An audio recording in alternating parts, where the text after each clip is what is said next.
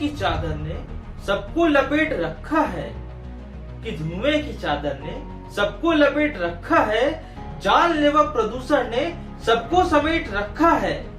पर्यावरण बचाव की तो करते हैं बात सब, पर्यावरण बचाने की करते हैं बात सब, चंद पैसों के आगे अपने सिर झुका रखा है, चंद पैसों के आगे अपने सिर झुका रखा है। मिलावट के बगैर तो हवा भी नसीब नहीं है जनाब, मिलावट के बगैर तो हवा भी नसीब नहीं है जनाब, बिना सिगरेट के हमने सांसों में धुआं भरा। आजकल मेरे फेफड़े यानी लंग्स एक दूसरे से बात करते हुए कहते हैं, भाई इंसान बहुत कमाल की चीज है।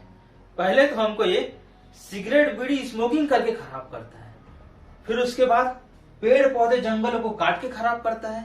यदि उससे भी न बच पाए तो इसने अब कोरोना बना लिया है, उसको फैला के हमें खराब कर रहा है।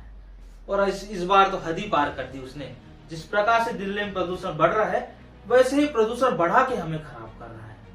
इसी बीच कहते हैं हमारे लीवर और किडनी कि भाई कितना काम करेगा तू फेफड़े, कुछ काम हमें भी सौंप दे, हमें भी कुछ मौका दे कुछ करने का इस बॉडी के लिए। खैर ये तो हुई मजाक की बात, लेकिन रियलिटी तो यही है दोस्त कि दिल्ली में प्रदूषण बहुत ज्यादा बढ़ चुका है। वहां के लोगों के लंग्स खराब होते जा रहे हैं और सरकार कुछ नहीं कर रही। दिल्ली हमारे देश की राजधानी, देश का सबसे प्रमुख शहर, वहीं वो अब पॉल्यूशन के मामले में वर्ल्ड का सबसे मेन शहर बन चुका है। फर्स्ट पोजीशन मिली है उसे और हमारी सरकारें कुछ नहीं कर रही है। और इसी बीच हमारी नाकामी तो देखिए साहब, हम अच्छे मकान दे रहे हैं लोगों को, अच्छा शुद्ध जल दे रहे हैं लोगों को, अच्छा क्वालिटी एजुकेशन दे रहे हैं लोगों को, लेकिन जो हमारी सबसे पहली प्रायोरिटी है शुद्ध हवा शुद्ध ऑक्सीजन, वो शुद्ध नहीं दे पा रहे हैं। और वहां की सरकारें एक दूसरे पे आरोप प्रत्यारोप लगा रही हैं कि उस सरकार की इसमें गलती है, वो सरकार कह रही है इस सरकार की उसमें गलती है, और इन्हीं गलतियों के बीच में वो आम आदमी पिस रहा है जो इस जहरीली हवा को अपनी सांसों में समेट रहा है। कहीं ये राजनीतिक पार्टियां, ये सरकारें इस जहरीली हवा में अपनी राजनीतिक रोटियां तो नहीं सेक रही। खैर ये तो सिर्फ वही जाने। हम अभी आप भी जानेंगे कि दिल्ली में ही क्यों प्रदूषण बढ़ रहा है, दूसरे शहर में क्यों नहीं। जैसे दिल्ली भी एक जैसे बड़ा शहर है, उसी प्रकार हमारे देश में मुंबई, कोलकाता, चेन्नई, ये भी तो बड़े बड़े शहर है ना, इसमें क्यों नहीं प्रदूषण बढ़ता। हम यही इसी का कारण जानेंगे। आपने एक चीज पे गौर किए होंगे कि दिल्ली और उसके जो आसपास का एरिया है वहां पे हमेशा ठंड के समय में ही प्रदूषण बढ़ता है, गर्मी और जो रेनी सीजन है वहां पे नहीं, ये विंटर सीजन में ही बढ़ता है। ये क्यों? इसके लिए हम प्रदूषण के एक एक कारणों को जानते हैं कि किस प्रकार से ये दिल्ली में इस प्रदूषण का बम फोड़ने में काम आता है।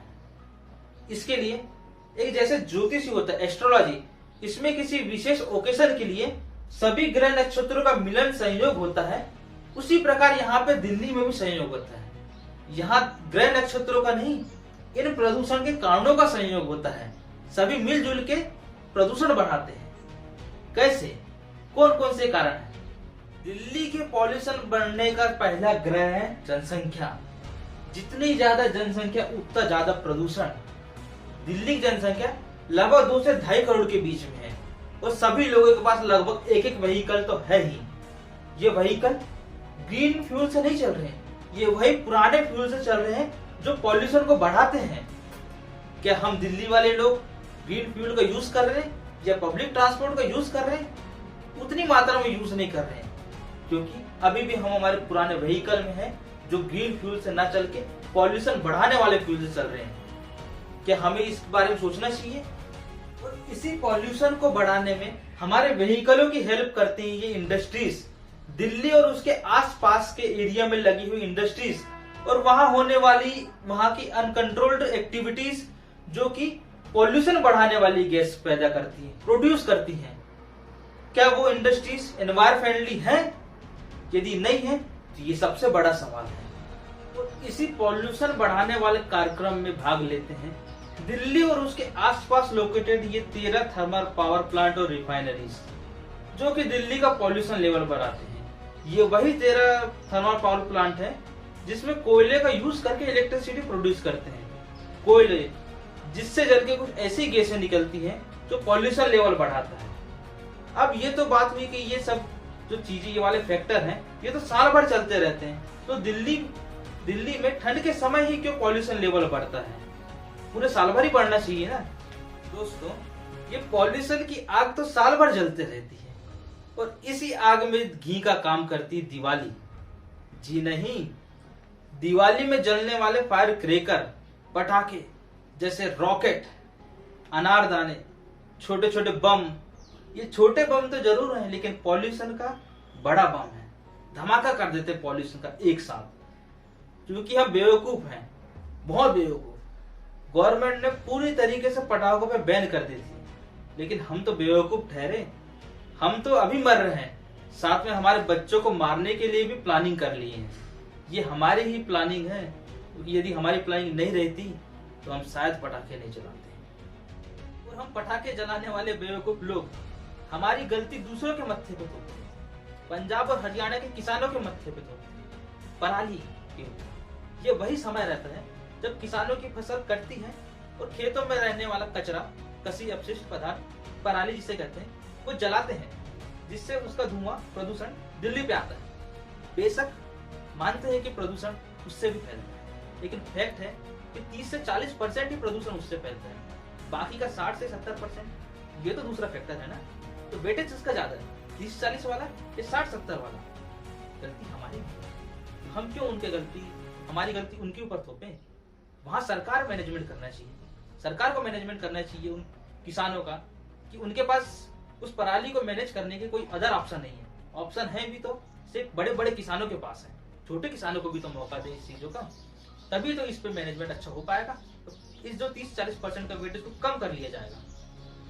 दिल्ली और उसके जो आसपास का एरिया है, उसके लिए एक नेगेटिव पॉइंट ये होता है कि पराली का जलना, पटाखों का जलना और भी जो अदर फैक्टर जिससे पॉल्यूशन लेवल बढ़ता है, ये अक्टूबर और नवंबर के मंथ में चरम पे होते हैं। ये अक्टूबर और नवंबर का मंथ वही नवंबर का मंथ है जहाँ पे विंटर सीजन स्टार्ट होता है, और यह विंटर सीजन ही सबसे घातक होता है इसके लिए।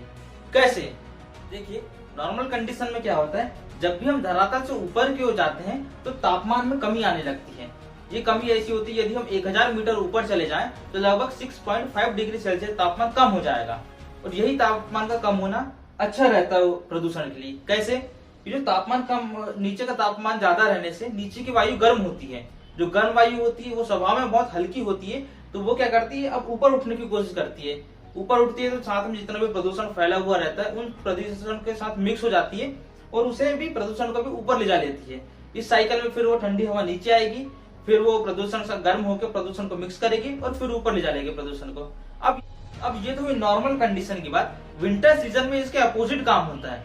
यहाँ पे नॉर्थ पोल से आने वाली साइबेरियन हवाएं पूरे नॉर्थ इंडिया को ठंडा कर देती है, वहां का एटमॉस्फेयर को ठंडा कर देती है। इससे क्या होता है, जो नीचे वाला धरातल का जो एयर होती है ये ठंडी हो जाती है और इसके जो ऊपर वाली लेयर होती है एयर की, ये गर्म होती है। इससे क्या होता है, जो हवा के साथ मिक्सअप होता है अपना पॉल्यूशन, ये उस गर्म हवा एक लेयर के अकॉर्डिंग काम करती है, जिससे इस हवा को ऊपर नहीं जाने देती और प्रदूषण वहीं का वहीं इकट्ठा होते रहता है, जिससे जितना ज्यादा प्रदूषण बढ़ेगा उतना ज्यादा ही ये इकट्ठा होते रहता है। जिस प्रकार से दूसरे सीजन में प्रदूषण ऊपर चले जाता है, ये वैसे नहीं हो पाता। इसे तापमान का इन्वर्जन कहते हैं, टेम्परेचर इन्वर्जन। इसमें क्या होता है, यदि हम नीचे से ऊपर जा रहे हैं तो तापमान बढ़ते रहेगा एक समय बाद वो तापमान कम भी हो जाएगा, लेकिन कुछ ऊपर दूरी जाते तक के तापमान में बढ़ावती देखने को मिलती है। और यही टेम्परेचर का इन्वर्जन दिल्ली के पॉल्यूशन को इंक्रीज करने में इंपॉर्टेंस रोल निभाता है। और इसी विंटर सीजन में जब फॉग प्रोड्यूस होता है तो धुएं, जो पॉल्यूशन का धुआं होता है स्मॉग, वो फॉग के साथ मिलकर स्मॉग बना लेता है, जिससे कि दिल्ली के एरिया की विजिबिलिटी बहुत लो हो जाती है, जिसकी वजह से हेल्थ के लिए भी हानिकारक होता है और विजिबिलिटी भी लो होती है। अब सरकारें और लोग यहाँ दिल्ली के ज्योग्राफी का एरिया को तो ठीक नहीं कर सकते, जैसे टेम्परेचर इन्वर्जन को तो कम नहीं कर सकते, लेकिन जो अदर फैक्टर है जो पॉल्यूशन को इंक्रीज करने में का काम करते हैं, उसे कम करके पॉल्यूशन लेवल को कम कर सकते हैं। और साथ साथ जो जलवायु परिवर्तन हो रहा है उसको भी ध्यान में रखते हुए अपनी नीतियां, पॉलिसी को ऐसी बनाना चाहिए जिससे कि दिल्ली के पॉल्यूशन को कंट्रोल कर सकें। इसी के साथ दोस्तों मैं अलविदा कहता हूँ, और वीडियो को जाने से पहले लाइक करें, वीडियो में कमेंट करें और चैनल को सब्सक्राइब करना बिल्कुल ना भूलें। जय हिंद।